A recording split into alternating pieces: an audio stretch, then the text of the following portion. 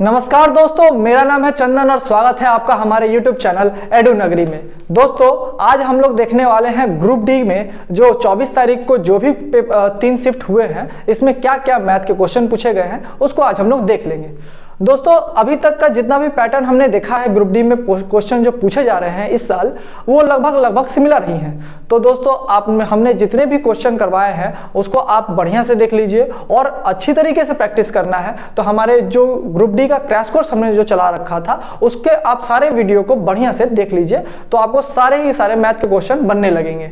तो दोस्तों, आज हमारा पहला सवाल ये है कि अगर एक समीकरण का आपको एक मूल दिया हुआ था 1 प्लस में √3 और दूसरा मूल दिया हुआ था 1 माइनस में √3, तो हमसे पूछा था कि समीकरण क्या होगा। समीकरण क्या होगा? तो जब समीकरण हम लोग निकालते हैं तो इसका एक फॉर्मूला है जो कि है हमारा x² माइनस में अल्फा प्लस में बीटा मूलों का योग x और फिर प्लस में मूलों का गुणनफल अल्फा प्लस इंटू बीटा। तो अगर हम देखेंगे तो ये x² हो जाएगा माइनस अल्फा प्लस बीटा, यानी इन दोनों को अगर हम प्लस करेंगे तो ये -3 और ये -√3 और +√3 कट जाएगा, बच जाएगा हमें 2। तो हम लिख लेंगे 2x और ये हमारा हो जाएगा, इन दोनों का अगर मल्टीप्लाई करेंगे तो क्या हो जाएगा, ये 1 का स्क्वायर माइनस √3 का स्क्वायर, a² माइनस b² का फॉर्मूला भी टूट जाएगा। तो ये हो जाएगा हमारा 1 और ये 3 यानी कि 4 इक्वल टू 0। यही हमारा इस समीकरण का आंसर हो जाएगा। उम्मीद है आपको समझ में आ गया होगा। दोस्तों, हम अपना अगला सवाल देख लेते हैं जो कि है हमें एक अर्धवृत्त का व्यास दिया हुआ है। ठीक है, अर्धवृत्त यानी कि इस तरीके का। तो हमें इसका व्यास दिया हुआ है 21 और हमसे पूछ लिया कि परिमाप क्या होगा। परिमाप, तो जब इसका परिमाप हमको निकालना होता है तो देखिए ये पूरा वृत्त का आधा है, यानी कि पूरा वृत्त का हमारा व्यास कितना होता है 2πr। तो इसको हम आधा कर देंगे तो हमें अर्धवृत्त का जब निकालते हैं तो πr निकलता है। लेकिन इस πr के अलावा ये हमारा एक्स्ट्रा है, यानी कि 2r हमारा एक्स्ट्रा है। तो हम इसको क्या कर लेंगे 2r कर लेंगे।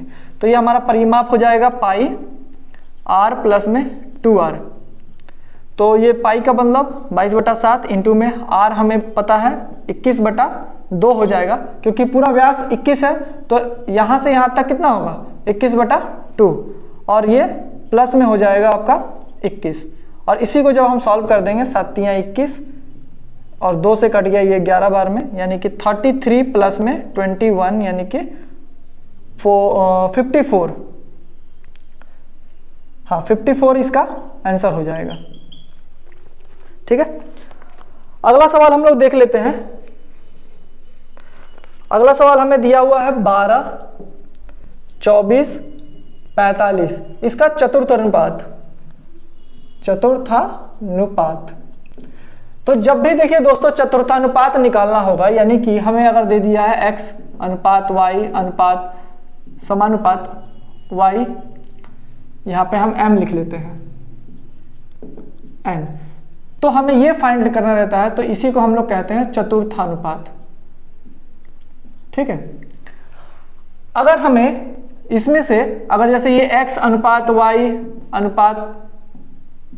अनुपात m दिया हो तो ये हमारा तृतीय अनुपात हो जाता है,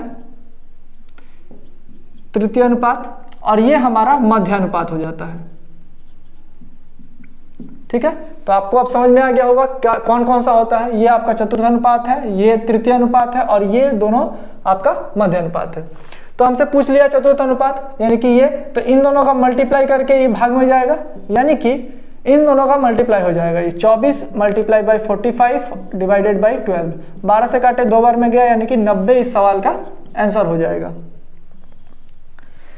अगला सवाल हम लोग देख लेते हैं जो कि हमें ऐसा ही दिया हुआ था 1000, रेट परसेंट दिया हुआ है 8, टाइम दिया हुआ है 2 ईयर का।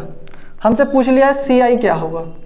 ठीक है, तो देखिए दोस्तों ये सब सवाल जब भी आता है तो हम ट्री मेथड से अगर देखें तो 2 सालों में, यानी कि पहले साल 500 मिला होगा, दूसरे साल भी 500 मिला होगा, तभी तो 1000 CI निकला। और इसी का 8% क्योंकि 8% इसका ईयरली है, तो 8% यानी कि 40 रुपया होगा, जो कि हमें कंपाउंड इंटरेस्ट यानी कि चक्रवृद्धि ब्याज के तौर पे इस ब्याज का ब्याज मिलेगा। तो हमारा CI कितना हो जाएगा, ये 500 500 1000 और ये 40 यानी कि 1040 इस सवाल का आंसर हो जाएगा। ठीक है, ये उतार लीजिए। फिर अगला सवाल देख लेते हैं जो कि हमें तृतीय अनुपात से पूछा गया था, तो इसीलिए मैंने इसे नहीं मिटाया है। ये सवाल आपको बोला गया था 10 और 50 का तृतीय अनुपात निकालना था। तो जब भी आपको ऐसा सवाल देगा, आप देखिए 10 और 50 का आपको तृतीय अनुपात निकालना है, यानी कि आपको ये निकालना है। तो 50 आपका 2 बार आएगा, यानी कि 10:50 50 और ये आपको फाइंड करना है।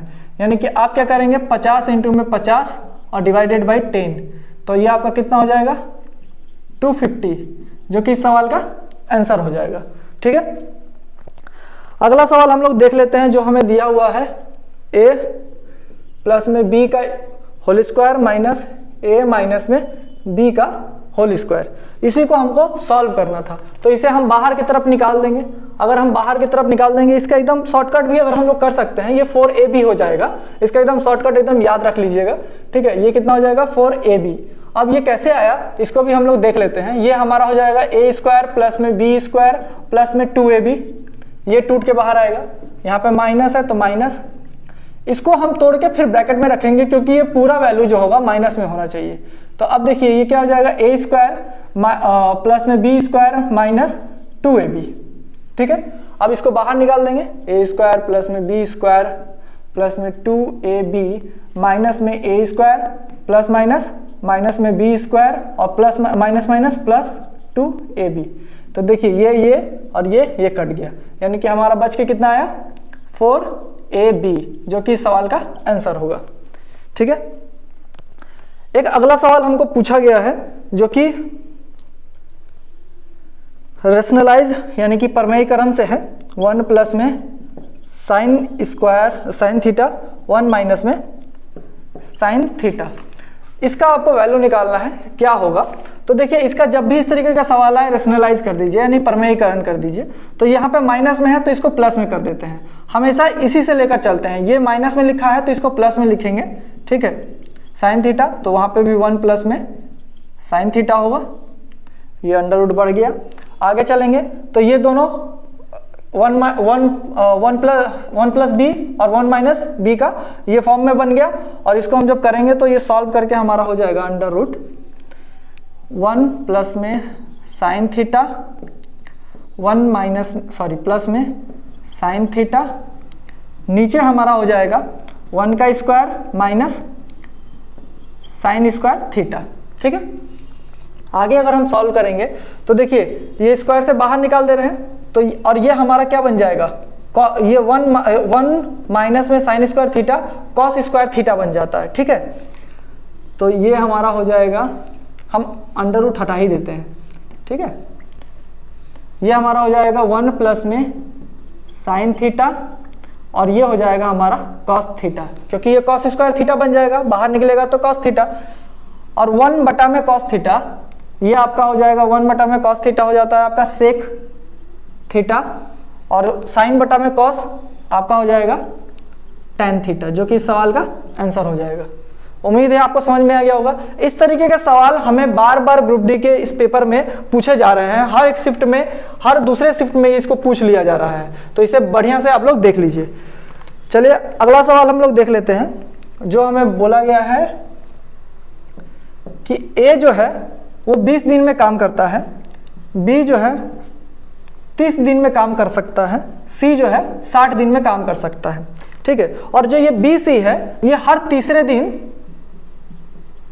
तीसरे दिन आकर इसकी ए की मदद करते हैं, तो ये काम कितने दिनों में खत्म होगा। ठीक है, तो देखिए पहले इन सब का निकाल लीजिए एलसीएम, 60 आया, 20 से 20 तिहाई 60, 30 से 2 दिन में, और ये 60 से 1, यानी कि ए जो है 3 काम करता है, बी जो है 1 दिन में 2 काम करता है, और सी जो है 1 दिन में 1 काम करता है। तो और ये क्या है, अगर हम देखें तो देखिए पहला दिन काम करेगा 3 काम, ए ने अकेले काम किया, दूसरा दिन फिर 3 काम किया, ए ने अकेले काम किया। तीसरे दिन जाके ये तीनों काम करेंगे, क्योंकि बी सी जाके तीसरे दिन काम करते हैं, तो ये 3 और ये 3 6, यानी कि 6। ये कितने दिनों का हो गया? ये 3 दिनों का हुआ। तो 6 3 9 10 11 12, यानी कि 3 दिन में ये लोग 12 काम करते हैं। हमें टोटल काम कितना करना है? 60। तो ये 60 करने के लिए देखिए 5 का गुना हुआ है ना, 12 5 60, तो इधर भी हम 5 का गुना कर देंगे, यानी कि 15 दिन जो लग जाएगा। इस सवाल का आंसर यही हो जाएगा। उम्मीद है आपको समझ में आ गया होगा। उतार लीजिए, फिर अगले सवाल को देख लेते हैं। दोस्तों आगे के सवालों को देख लेते हैं। जो हमें दिया हुआ है कि एक आयत का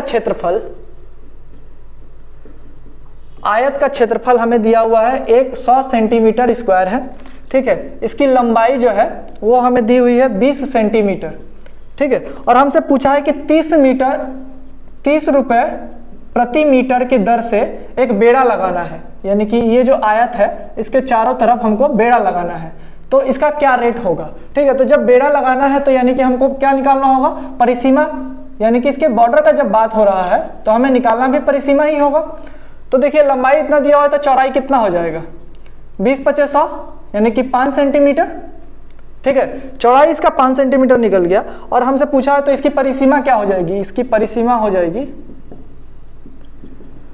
2 लंबाई प्लस चौड़ाई, यानी कि 20 प्लस में 5, तो ये हो गया आपका 25 25 दूनी 50, यानी कि 50 सेंटीमीटर, ठीक है। और आपसे 30 रुपये मीटर के हिसाब से लगाना है, ठीक है। तो 30 रुपये मीटर के हिसाब से लगाना है, तो 1 मीटर, यानी कि अब देखिए 50 सेंटीमीटर है, अगर 100 सेंटीमीटर होता 1000 सेंटीमीटर, सॉरी ये सेंटीमीटर होगा, ठीक है। तो अब हमें क्या निकालना है? 50 सेंटीमीटर निकालने में कितना लगेगा? तो देखिए इसका हो जाएगा आपका 50 सेंटीमीटर लगाने में 30 इंटू में 50 कर दीजिए, तो 5 15, यानी कि 1500 रुपए लग जाएंगे। यही आपके इस सवाल का आंसर हो जाएगा। अब हमें अगला सवाल दिया हुआ है, 12 साल में कोई ब्याज है, कोई 12 साल में कोई ब्याज है जो अपना 2/5 हो जाता है, यानी कि तो इससे पूछा है कि दर बताइए। दर यानी कि रेट परसेंट पूछ लिया है साधारण ब्याज पे। तो अब देखिए अगर कोई धनराशि, ये जो ब्याज है इसका 2 हो गया है, कितने सालों में? 12 सालों में। कोई धनराशि अगर 5 था, उस पे रेट परसेंट हमको मालूम नहीं है, रेट परसेंट हमने लिख लिया।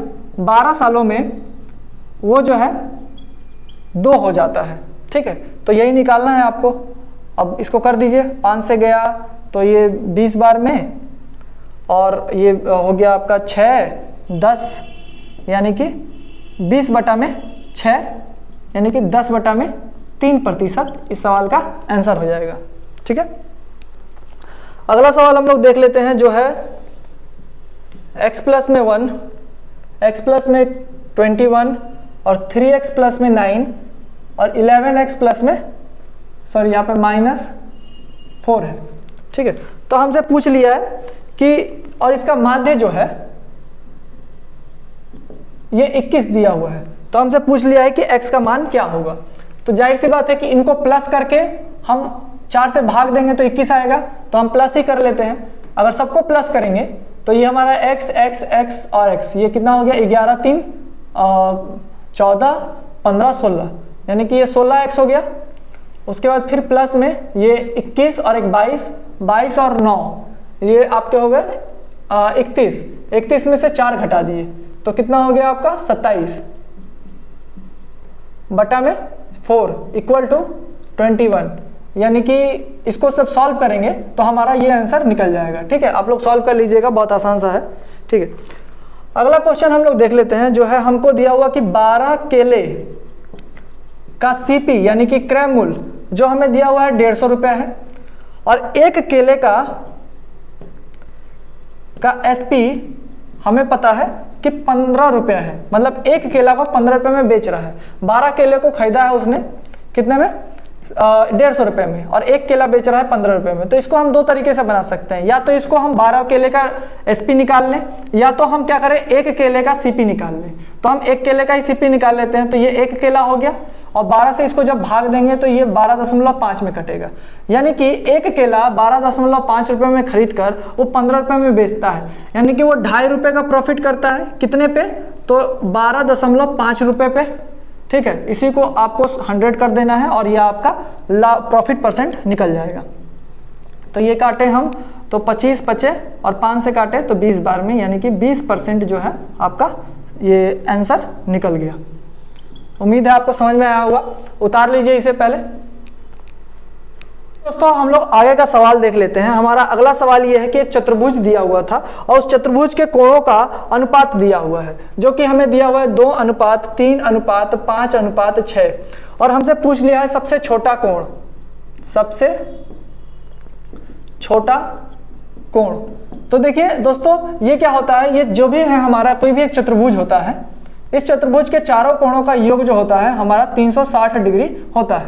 ठीक है, तो उस हिसाब से हमसे ये पूछ दिया, यानी कि इन सब का सम जो होगा वो 360 के बराबर होगा। तो 6, 5, 11, 3, 14, 15, 16, यानी कि 16 का वैल्यू हमको 360 दिया हुआ है और हमसे पूछ लिया सबसे छोटा यानी कि 2। तो देखिए इसको कितने से भाग दिया गया है? 8 से भाग दे दिया गया है। ठीक है, तो आप भी इसको 8 से भाग दे दीजिए, आपका आंसर निकल जाएगा। तो 8 का 16 थे, 8 चौक 32, 8 चौके 32 और ये आपका बच जाएगा 8 पंच 40, यानी कि 45 डिग्री। इस सवाल का आंसर हो जाएगा, एकदम सिंपल सा है। अगला हम लोग सवाल देख लेते हैं, जो कि क्वेश्चन हमें दिया हुआ है लॉसा से। 2 का पावर 2 था इंटू 3, 5 का पावर 3, दूसरा दिया हुआ है हमें 3 का पावर 3 इंटू 2 इंटू 5 और एक दिया हुआ है 7 इंटू 3 इंटू 2 का पावर 2 इंटू 5 का पावर 2। इस तरीके से दिया हुआ और हमसे पूछा था इसका लॉसा। तो जो ये लॉसा होता है, जब हम इसका लॉसा निकालते हैं तो जो सबसे ज़्यादा बड़ा पावर होता है उसी को हम लोग लिखते हैं। अब देखिए जैसे क्या क्या है यहाँ पे, 2 है, 3 है, 5 है, उसके बाद 7 है और कोई नंबर दिख रहा है? नहीं दिख रहा है। तो 2 का पावर सबसे ज़्यादा किस में है? ये देखिए 2 का पावर 2, 2, 2 का पावर 2, यानी कि 2 का पावर 2, यानी कि ये 2 का स्क्वायर सबसे ज़्यादा है। उसके बाद अगर 3 देखें तो यहाँ पे 3 है, यहाँ पे 3 का पावर 3, यानी कि 3 का पावर जो है 3 अभी तक सबसे ज़्यादा है और इसमें 3 का पावर 1 ही है, तो ये कुछ नहीं होगा। अच्छा यहाँ पे 5 है, तो अब देखिए 5 का पावर 3, इसमें 5 का पावर 1 ही है और इसमें 5 का पावर 2 है, यानी कि 5 का पावर 3 होगा। इंटू में 7 एक ही जगह पे है और 7 का पावर 1, यही आपके इस सवाल का आंसर हो जाएगा। पावर सबका सबसे ज़्यादा रहेगा। अगर यहीं पे ये हमसे मौसा पूछ दिया होता तो हम क्या ले लेते थे? पावर सबसे कम। देखिए जैसे 2 का पावर सबसे कम क्या है? 2 इसमें भी है, इसमें भी है, इसमें भी है, तो 2 का पावर सबसे कम ये हो गया। 3 इसमें है, इसमें है, इसमें भी है, 3 का पावर सबसे कम 3 हो गया। ठीक है, उसके बाद 5 इसमें है, इसमें है, इसमें है, 5 का पावर सबसे कम 5 ये हो गया। 7 सिर्फ इसमें है, इसमें नहीं है, इसमें नहीं है, यानी कि 7 नहीं होगा। और यही इस सवाल का, ये अगर मौसा पूछ देता तो हमारा आंसर ये निकलता।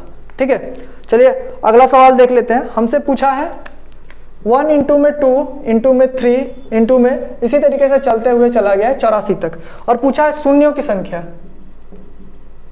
शून्य की संख्या। अब देखिए इस तरीके का सवाल जब आएगा और आपसे शून्य की संख्या पूछ दे तो हमें देखना होता है कि 2 और 5 इसका मल्टीपल। तो देखिए 2 तो हमारा बहुत बार आएगा, 5 हमारा इसमें बहुत कम आएगा, तो हम क्या करेंगे? इस 84 को 5 से भाग दे देंगे। तो 5 एकम 5 और कितना बच गया? 34, तो 5 छके 30। ठीक है, और इस 16 को फिर से 5 से भाग देंगे, तो 5 से 5 तिहाई 15। अब ये 5 से नहीं जाएगा, यानी कि ये 16 और 3 कितने हो गए? 19। यही इस सवाल का आंसर हो जाएगा कि 19 जीरो इसमें आएंगे। ठीक है, इसके बाद हम लोग अगला सवाल देख लेते हैं कि एक समरूप त्रिभुज का दिया हुआ था, यानी कि 2 त्रिभुज दिए हुए हैं आपको समरूप। ठीक है, ये आपका ABC है, DE और F है। हमसे बोला है कि जो AB है, ये AB यहाँ पे लिख देता हूँ मैं, 2AB बराबर में DE है। ठीक है, यानी कि अगर ये 1 होगा तो ये 2 होगा। बात आ गई समझ में? ये 1 होगा तो ये 2 होगा अनुपात में।